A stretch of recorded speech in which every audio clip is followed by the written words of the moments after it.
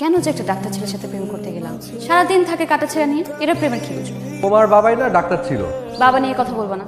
আচ্ছা ঠিক আছে, তাহলে গুড নিউজ একটা। কি? আজ আমি প্রথম সার্জারি করেছি, মানে অফিসিয়ালি আজকে ছিল আমার প্রথম সার্জারি। মানে তোমার স্যার কোথায় ছিলেন? স্যার ছিল, পাশে পাশে ছিল।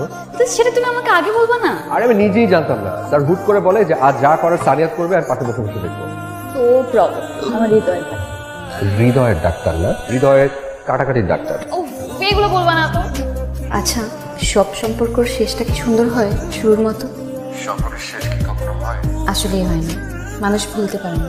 আচ্ছা, আমাদের মাঝেও কি কখনো ভুলে যাওয়ার কথা আসবে? আমি ডাক্তার, জ্যোতিষী না। যদি কখনো তুমি হারিয়ে যাও? কিছু কিছু সম্পর্ক হয় শুধু ভালোবাসার জন্য, একসাথে জীবন কাটানোর জন্য না। হারালেও মনে রাখা যায়।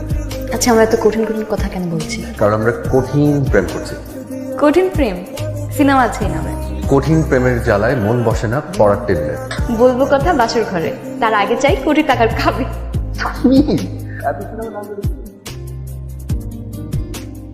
তাই না ঠিক আছে। ঠিক নাই। কি হয়েছে বলো? বলো কি হয়েছে, আমি সলভ করছি। আচ্ছা, এটা খারাপ মানুষের ঘরে তোমার মতো ভালো একটা মেয়ে কিভাবে হয়?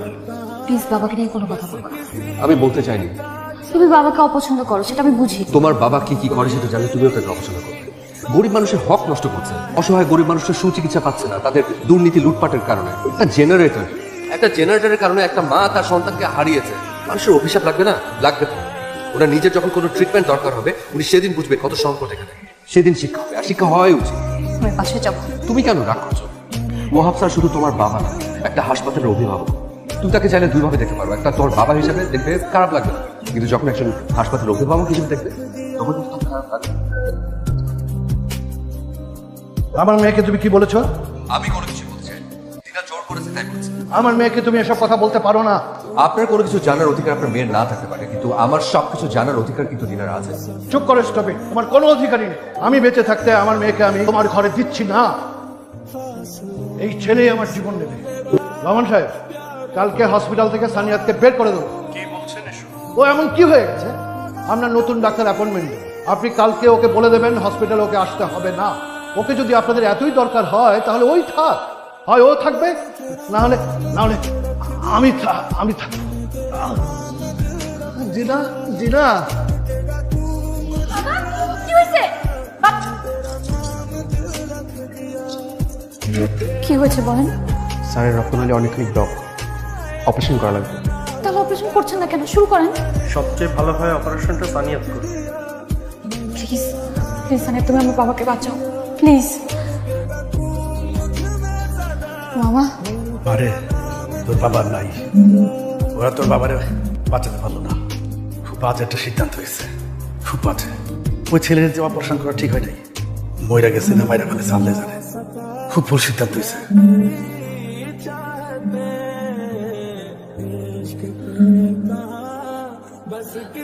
দিনা, আই এম সরি। আমি তোমার বাবাকে বাঁচাতে পারি না। আই এম সরি দিনা। মারতে তো পারছি।